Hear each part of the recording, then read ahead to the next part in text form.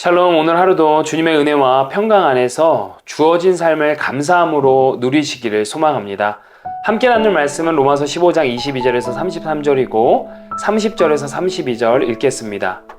형제들아, 내가 우리 주 예수 그리스도와 성령의 사랑으로 말미암아 너희를 권하노니 너희 기도에 나와 힘을 같이하여 나를 위하여 하나님께 빌어. 나로 유대에서 순종하지 아니하는 자들로부터 건짐을 받게 하고 또 예루살렘에 대하여 내가 섬기는 일을 성도들이 받을 만하게 하고 나로 하나님의 뜻을 따라 기쁨으로 너희에게 나아가 너희와 함께 편히 쉬게 하라. 아멘. 지중해 동쪽 지역의 선교 사역을 마무리한 바울은 지중해의 서쪽 끝인 스페인으로 가서 선교할 계획을 세웁니다. 바울이 로마 교회를 방문하려는 이유도 로마 교인들에게서 스페인 선교를 위한 재정적 후원을 받기 위해서입니다. 그런데 로마를 방문하기 전에 바울은 먼저 마게도니아와 아가야 성도들이 마련해준 구제원금을 예루살렘에 전하는 일을 완수해야 했습니다. 바울은 구제금을 전달하는 것과 로마 교회를 방문하는 일이 잘 이루어지도록 오늘 이 본문 말씀에서 기도를 부탁하고 있지요. 사실 사도 바울은 스페인 선교를 마음에 품었고 이를 위해서 여러 번 로마 교회를 방문하려 했지만 번번이 그 길이 막혔습니다. 그러나 그것이 포기할 이유는 아니었어요. 오히려 그는 끝까지 주님의 복음을 전하고자 하는 열망함을 보입니다. 왜냐하면 상황보다 하나님의 신실한 말씀을 붙들고 있었기 때문입니다. 우리도 마찬가지입니다.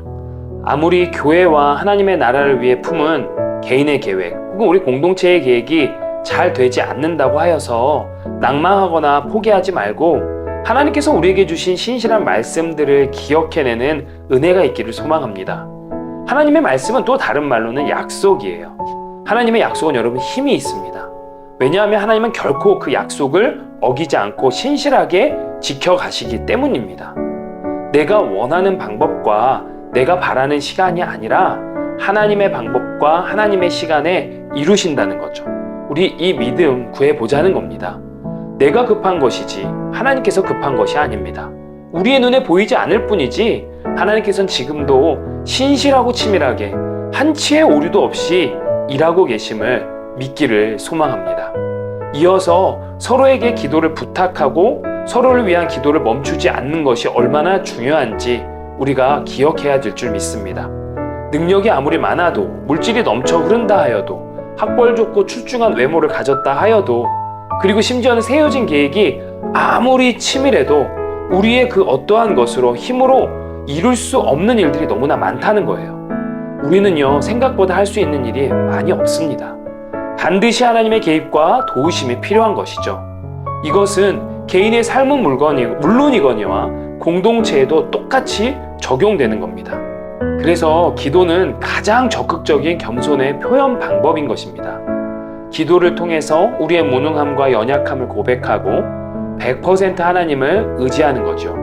따라서 그 결과도 하나님께서 주셨고 하나님께서 하셨다는 것을 인정하는 겸손한 고백을 가능하게 되는 것입니다. 여러분들의 삶에서 공동체에 부탁해야 할 기도의 제목들은 무엇인가요?